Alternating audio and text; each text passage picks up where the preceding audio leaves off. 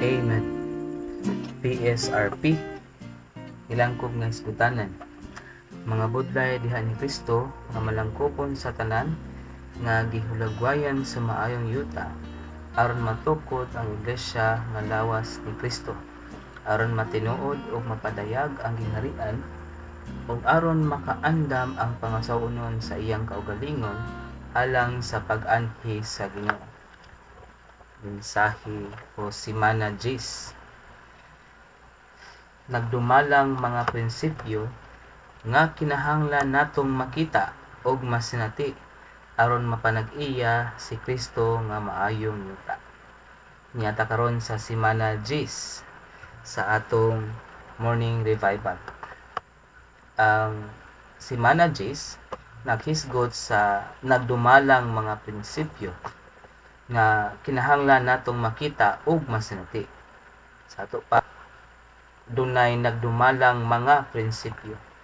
Kung tan-aw nato ang talamdan, ang tanan nga mga punto dinhi mga prinsipyo nga kinahanglan natong makita ug masinati aron unsa man mapanag-iya si Kristo nga maayong yuta.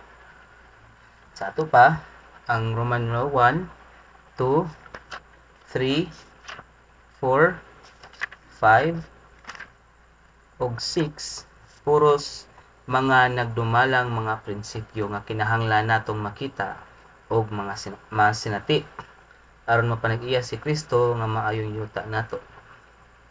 Sa Roman number 1, makita nato ang nagdumalang prinsipyo sa paggawi nato diha niya sa ato pa ni Kristo. Unya ang 2, Roman numeral 2, nagpakita sa pagkausa nato diha niya. Unya ang 3, sa persona diin ta makagawi.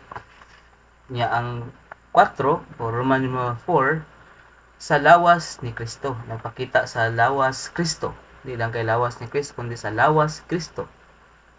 Unya sa Roman numeral number 5, naghisgot sa pagkamahinungdanon sa presensya sa Ginoo o sa Dios.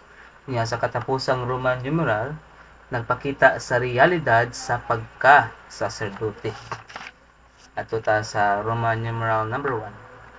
Sa Colosas 2:6 ningon siya, busa kay gidawat naman ninyo ang Kristo, si Jesus nga Ginoo, paggawi mo diha niya. Ang punto dinhi, kay gidawat naman nato si Kristo, magawi gyud ta diha niya. Ang point A, naghisgot kung unsa may gipasabot sa pulong magawi. Ang punto B, naghisgot kung asa man karon ang maayong yuta. Okay? Ang point A ningon siya, kay nadawat naman nato si Kristo, magawi gyud ta diha niya. Sa may buot pasabot sa pulong magawi, ang paggawi mao ang pagkinabuhi, paglihok o pagpaanaa sa atong pagkatao diha ni Kristo aron makapahimulos ta sa iyang kadato. Maingon nga nagkinabuhi ang mga anak sa Israel sa maayong yuta, nagpahimulos sa tanang dagayang abot niini. Nya asa man karon ang maayong yuta, or kinsa man ang maayong yuta karon, mao si Kristo nga espiritong malangkubon sa tanan, nga nagpuyo sa atong espiritu aron atong mapahimuslan. Unya sa punto C, ang paggawi uyon sa espiritu ug pinaagi sa espiritu mao'y sentro ug mahinungdanong punto sa bag-ong tugon. Ato ta sa Roman numeral 2, kalabot sa pagkausa nato diha niya. Ingon ang Roman numeral 2, aron makagawi diha ni Kristo, sa ato pa makagawi uyon sa espiritu ug pinaagi sa espiritu nga realidad sa maayong yuta, kinahanglan natong makita nga ang sikreto sa espirituhanong pakig-ambitay sa gipanganak pag-usab nga mga magtutuong may tulo ka bahin ug sa nahingpit nga tulo sang Dios mao ang 1 Korinto 6:17. Siya nga nausa sa Ginoo usa ka espiritu. Kini ang sikreto, ang dakong punto nga makagawi ta uyon sa espiritu ug pinaagi sa espiritu. Ang 1 Korinto 6:17. Siya nga nausa sa Ginoo usa ka espiritu. Unya, Kining punto A, B, C, D, E, F, G, H, I, J, K, L, M, N, O, P, Q, R. Kining kanang punto dinhi mga butang ni siya nga kinahanglan natong makita ug masinati sa pagkausa nato ka espiritu sa Ginoo. Sa Juan 4:24 ingon siya ito, nagsimba ta sa Dios pinaagi sa espiritu sa Dios gingamit ang atong espiritu. Nya sa 3:6 gipanganak ta pag-usab sa Dios ni espiritu aron mahimong espiritu. Sa Roma 8:16 ang espiritu ni saksi uban sa atong espiritu nga mga bata ta sa Dios. Sa Efeso 2:22 nahimo tang puloy-anan sa Dios diha sa atong espiritu ug ang espiritu mao'y nagpuyo sa sulod nato. Sa kini ang 2 Timoteo 4:22 ug sa Roma 8:10 naa sa atong espiritu si Ginoong Hesus nga pneumatikong Kristo ug espiritong taghatag og kinabuhi.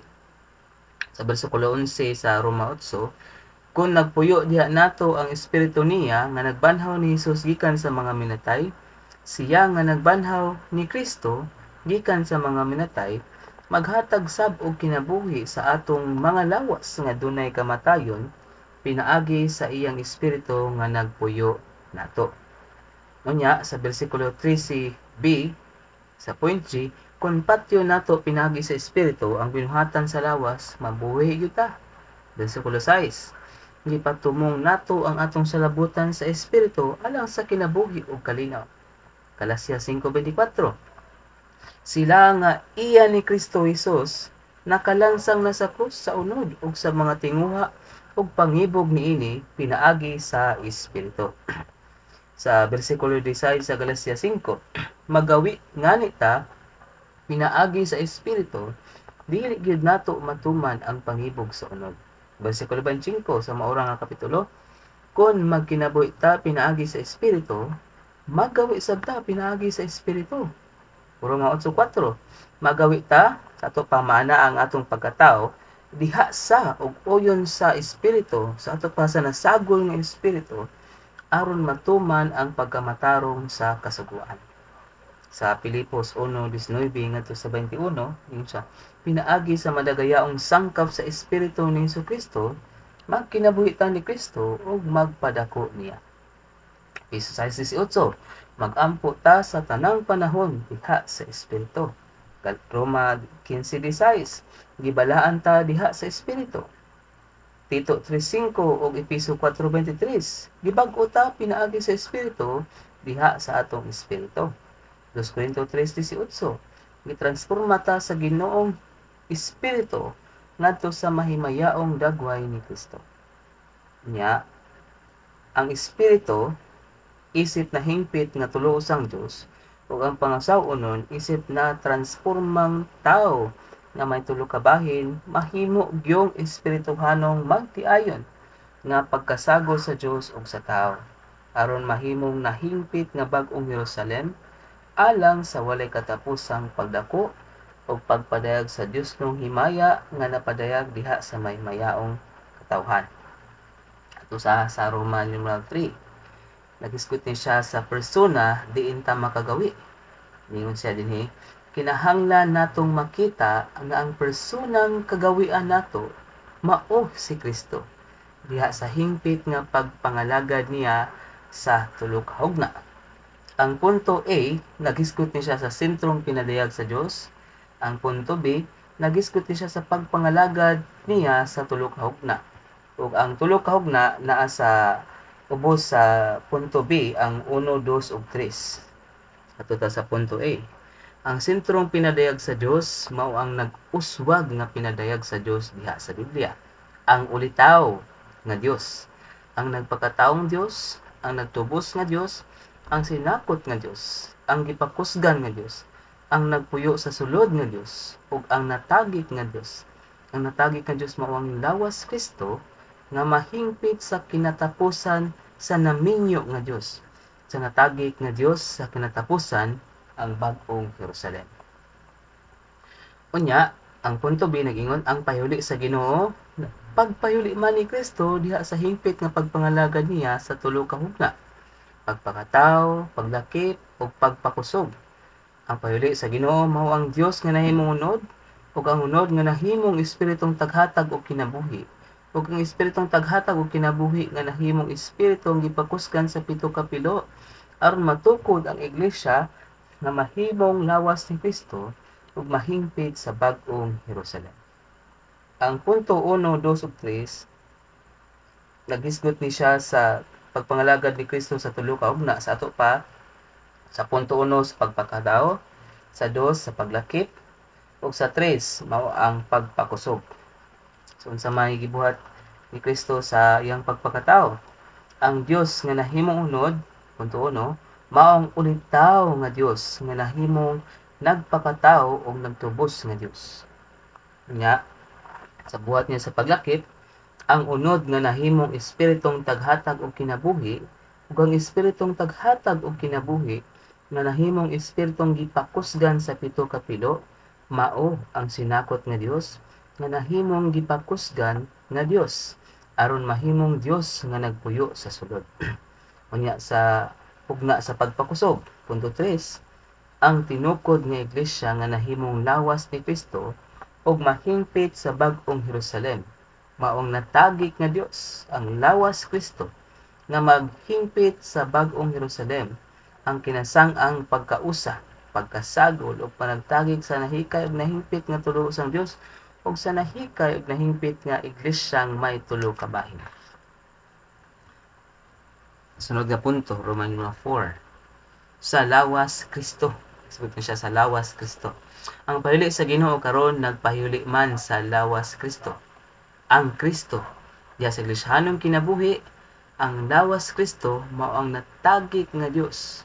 Busa ang paggawi diha ni Kristo, paggawi man diha niya nga lawas Kristo, nga mao ang natagik nga Dios. Sa punto A, naghisgot niya sa hiniusang Kristo. Sa punto B, naghisgot niya sa hiniusang ako. Sa punto C, naghisgot niya sa kahibulungang ako. Sa punto D, naghisgot siya sa paggawi sa lawas Kristo. Sa punto A, naghisgot siya sa pagkahimong Kristo nato. O sa punto F, naghisgot sa pagtukod o pag-umol. Okay, balik ta sa punto A. Ningon ang 1 Corinto 12:12. Maingon nga usarang lawas o daghang bahin. Apan ang tanang bahin sa lawas, bisan daghan, usara ka lawas. Ingon man sab ang Kristo. Dili tinagsang Kristo ang Kristo ning bersikulo ha, kundili ang hiniusang Kristo, si Kristo nga natagik sa tanang bahin niya.